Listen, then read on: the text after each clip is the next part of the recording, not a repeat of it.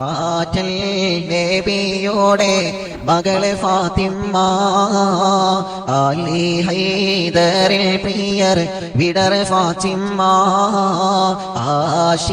ആശിച്ചോരോറുമ്മാൻ പഴം തിന്നുവാൻ അത് പൂമാരനോട് പറഞ്ഞു വാങ്ങാൻ ആറ്റൽ നബിയോടെ മകള് ഫാത്തിമ്മ